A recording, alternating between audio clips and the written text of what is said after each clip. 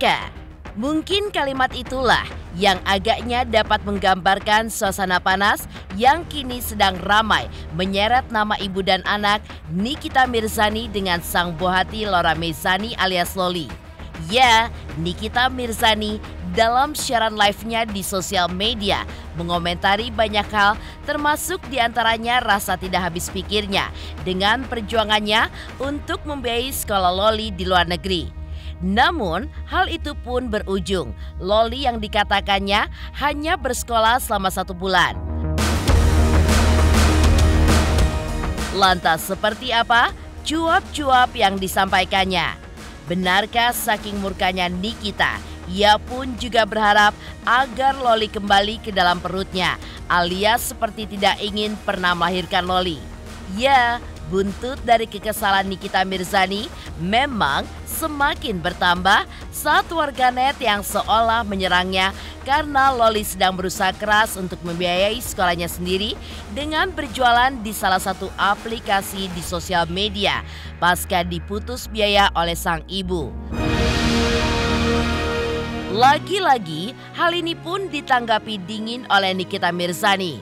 Lantas benarkah Nikita Mirzani pun juga menuding jika Mami Edalah sebagai dalang usaha Loli untuk berjualan di sosial media? Pemirsa, bersama Intens Investigasi, kami hadirkan kabar terkini, terpercaya, dan teraktual.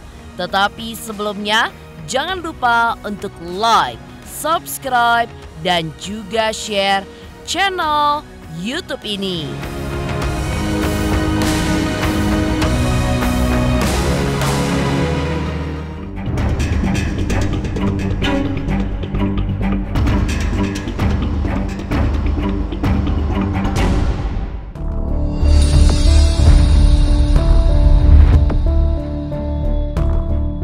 Bara konflik yang terus memanas antara ibu dan anak Nikita Mirzani versus Laura Mezani alias Loli sepertinya benar-benar memancing tanda tanya besar perihal apa yang sebenarnya terjadi terkait konflik antara ibu dan anak tersebut. Ya, masih belum usai kabar cacian yang dilayangkan Nikita terkait gaya berpakaian Loli di London yang dengan lantang disebutkan Nikita mirip dengan taplak meja hingga kain hordeng. Kali ini artis penuh kontroversial itu pun dengan santai sambil menyantap makanannya dalam siaran langsungnya di sosial media kembali mengomentari banyak hal termasuk diantaranya perihal rasa tidak habis pikirnya dengan perjuangannya untuk membiayai sekolah Loli di luar negeri walaupun berujung Loli yang dikatakannya hanya bersekolah selama 1 bulan. Susah payah nyari uang buat sekolah ke luar negeri sampai miliaran. Sekolahnya cuma sebulan. Sialan. Gue kalau inget-inget gue udah nggak bisa sedih. Kalau inget-inget itu jadi ketawa. Susah payah gue banting tulang nyari duit biar anak gue bisa sekolah di luar negeri. Biar kayak orang-orang gitu. Udah ada uangnya. Udah cari sekolahan yang paling bagus, yang dia juga bisa diterima. Cuma sebulan guys. Minta ampun. Udah lama, saya juga udah gak peduli dia mau pulang mau enggak, serah aja. Kan nanti suatu saat juga nanti dia akan merasakan bagaimana pahit susahnya menjadi seorang ibu, apalagi single parent yang membiayai hidup sendiri kan. Ya biarin aja, dia mau bebas ya silahkan. Ya iya dong, kan gue juga kemarin di email sama orang social house di UK. Dia nanya apakah kamu masih mau membiayai, saya bilang kan tidak. Gitu, nggak ada. Dia pacaran sama TikToker. Nggak peduli saya mau dia pacaran sama TikToker kek, tukang semir kek, tukang bangunan sekalipun, saya udah nggak peduli, sudah tidak peduli. Ngerti nggak namanya diikhlasin? Ya udah, ya ikhlas, udah mau bagaimana? Kecewanya saya udah terlalu tinggi sampai akhirnya keluar kata-kata ikhlas gitu. Di setiap doa juga saya ikhlaskan ya Tuhan. Udah gitu, ya bagaimana dong? Orang yang nggak tahu ya. Saya juga bingung kenapa begitu. Kayaknya saya sebagai orang tua udah melakukan hal yang terbaik lah. Ya namanya kita sebagai single parent punya anak perempuan ya, pasti dijaga dong sebisa mungkin kan. Ya mungkin disalahartikan dijaga itu namanya dikekang, diapain, ya memang dikekang, ya memang kalau dia pergi memang selalu diantarin sama salah satu ART di rumah, ya memang dikunciin di kamar, memang daripada saya injek mending saya kunci. Lagian kalaupun saya pukul kan anak saya, bukan anak tetangga, salahnya di mana? Nah, dipukul juga kan dia tidak pernah memberikan alasannya kenapa dia dipukul. Orang kan dia cuma bisa bilang di Instagramnya dia atau di TikToknya dia, saya dipukul, ya kasih tahu dong alasannya kenapa dipukul, jangan ambigu ya kan. Nanti kalau saya bilang saya pukul karena ini, nanti wah ibu kurang ajar nih, aib anaknya dibuka-buka, salah lagi ya kan. Jadi ya udah biarin aja. Biar bagaimanapun dia kan anak gue ya, suatu saat dia pasti akan cari gue. Siapa yang akan membantu kehidupannya dia kalau bukan ibunya ya. Walaupun gue disakiti, tapi gue tidak akan menyerang yang namanya darah daging sendiri ya. Biarlah dia mau bicara apa, yang jelas orang-orang di sekeliling gue yang sudah berkenal gue puluhan tahun tahu banget bagaimana sifat gue, bagaimana gue menjaga anak, mengasihi, merawat, mendidik, memberikan fasilitas terbaik. Ya, sebagai orang tua tunggal sekaligus satu-satunya penghasil uang di keluarga, rasanya memang tidak ada salahnya apa yang diucapkan oleh aktris dengan nama lengkap Nikita Mirzani Mowardi itu. Terlebih lagi, Nikita pun mengibaratkan sikap yang dilakukan putrinya tersebut sangat berbanding terbalik dengan orang tua lain yang mungkin tidak seberuntung dirinya dan berkeinginan besar untuk menyekolahkan anaknya di luar negeri.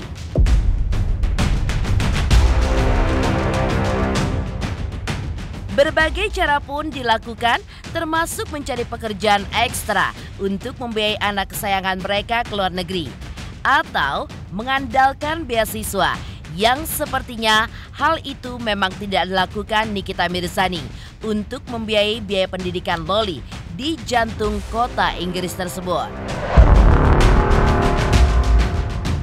Orang mah anak orang ya, anak orang daerah ya, sampai ngejar beasiswa loh biar bisa sekolah ke luar negeri. Ngejar beasiswa, bantu emaknya, bantu bapaknya nyangkul di sawah, jualan, bawa dorong gerobak, bapaknya narik beca. Ini udah tinggal berangkat, semuanya udah lengkap, terpenuhi. Nggak tahu apa yang salah, gue juga bingung. Kalau bisa ya jangan pulang, karena gue nggak mau anak gue yang 2 orang ini terkontaminasi gitu. Gue kan nggak bisa 24 jam di rumah. Saya dia pulang, terus nanti Aska sudah bisa diajak bicara gitu kan. Apa nanti yang akan diomongin? Kalau gue sekarang, kalau anak gue yang satu seperti itu, ya gue harus jaga yang 2 ini jangan sampai seperti itu. Tidak cukup sampai di situ. Alih-alih membahas kehidupan putrinya di London, Nikita Mirzani pun juga menyentil sikap dan pernyataan warganet serta pedangdut Dewi Persik yang menurutnya salah mengartikan sikapnya kepada sang buah hati. Lantas, benarkah Nikita Mirzani pun sebenarnya berniat membebaskan Loli seperti yang sudah sering diungkapkannya, tetapi masih menunggu anaknya itu sudah dewasa dan bisa mengurus dirinya sendiri? Kalau mau bebas, ya nggak mau diatur sama orang tua, ntar tunggu kalau udah gede. Lulus dulu deh SMA, lulus dulu deh SMA deh. Yang penting lulus dulu SMA. Aduh, jangan bikin malu nggak lulus SMA. Yang penting lulus dulu SMA. Nah, nginjek kuliah, serah dah. Lu mau pacaran kek, lu mau minum wine kek, serah. Yang penting lulus SMA dulu deh. Belum 17 tahun. Gue aja awal kenal pacaran umur 19 tahun. Gue awal kenal pacaran 19 tahun. Gue rasa tuh anak kesambet ini dah. Kesambet otaknya nggak jernih.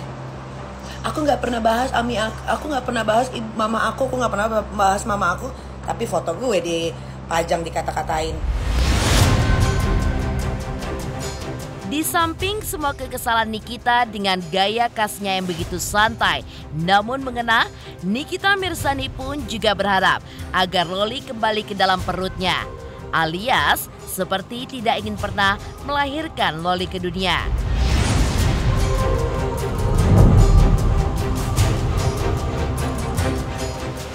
Buat anak-anak juga nih yang masih belum cukup umur di luar sana yang mungkin lagi menonton, kalau kalian nggak mau diatur ya, jangan minta ono ini sama orang tua ya. Cari duit sendiri, kabur deh dari rumah, mendingan minggat deh daripada ujung-ujungnya gede. Tahu gitu gue masukin lagi ke perut, tahu gitu gue masukin lagi ke perut. Sementara itu, di dalam siaran langsungnya, Nikita Mirzani pun juga seolah meledek Mami Eda yang disebutkan akan membiayai putrinya. Lantas, seperti apakah ledekan Nikita Mirzani untuk Mami Eda? Pemirsa Intens Investigasi, jangan lupa untuk like, subscribe, dan juga share channel YouTube ini. Jangan lupa pemirsa semua untuk saksikan Intens 3 kali sehari. Pokoknya disaksikan terus, jangan lupa like, comment, dan subscribe.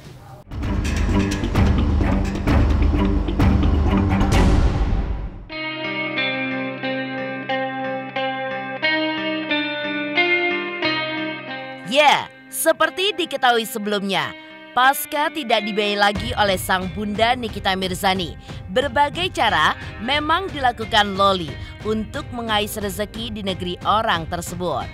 Loli yang sebelumnya mengaku bekerja paruh waktu menjadi barista agar bisa bertahan hidup dan juga berjualan di aplikasi di sosial media untuk menyambung hidup pasca tidak dibiayai lagi oleh sang bunda.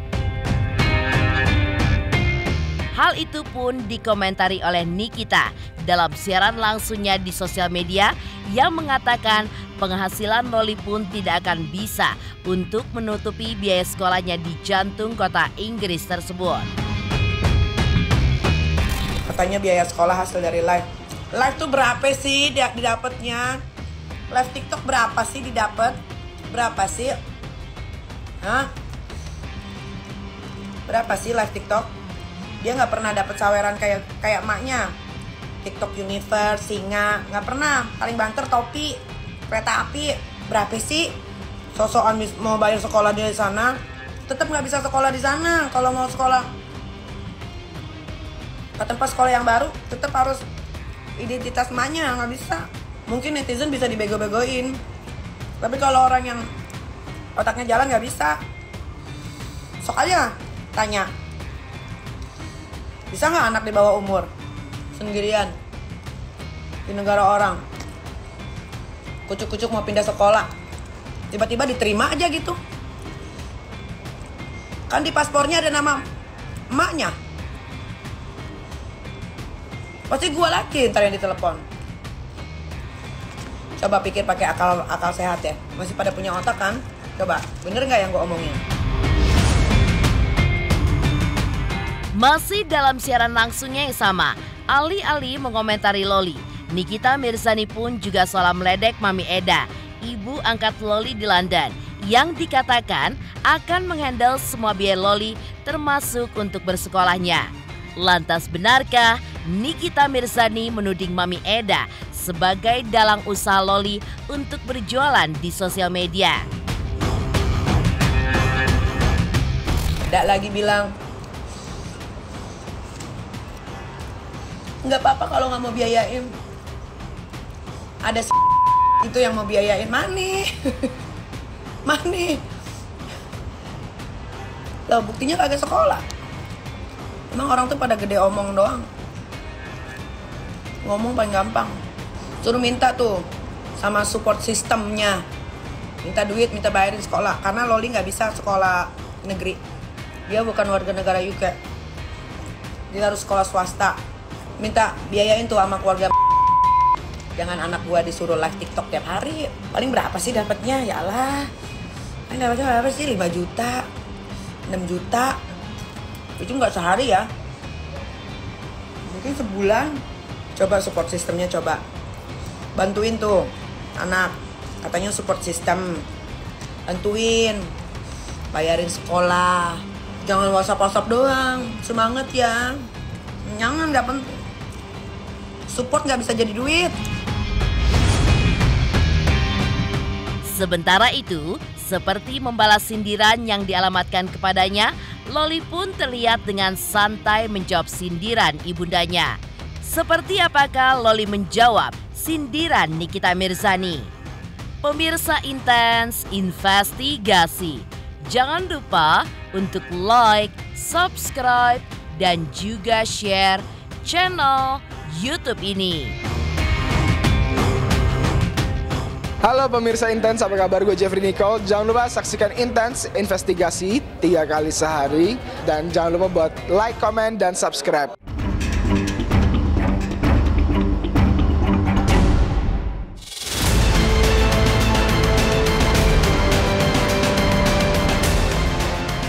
Sementara itu, seperti membalas sindiran yang dialamatkan kepadanya, Loli pun terlihat dengan santai menjawab sindiran ibundanya.